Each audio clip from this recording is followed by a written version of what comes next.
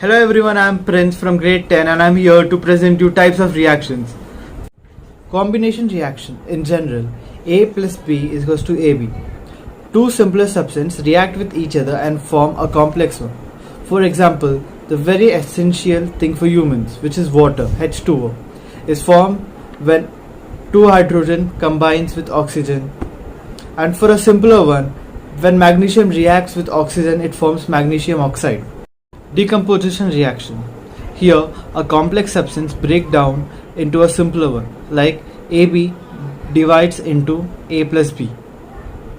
For an example, if we take the most essential thing for human again, the water, and conduct electrolysis, then the water will break into two hydrogen atoms and one oxygen one. And we can observe the same if we heat calcium carbonate, and it will break down into calcium and carbonate. Neutralization reaction. When an acid reacts with a base to form salts and water, or neutralizes it. For an example, HCl, a very strong acid, and sodium hydroxide, a base, a very strong base, reacts and forms sodium chloride plus water. And sulfuric acid plus sodium hydroxide forms sodium sulfate plus water.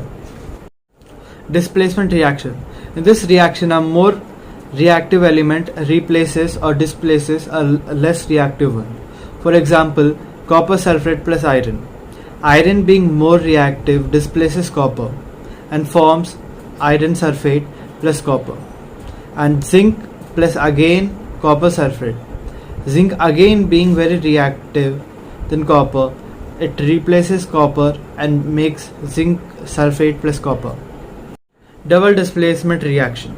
AB plus CD give rise to AC plus BD. Here, one component of each reacting molecules get exchanged to form the products. For example, hydrochloric acid reacts with sodium hydroxide and forms NaCl plus water. Combustion reaction.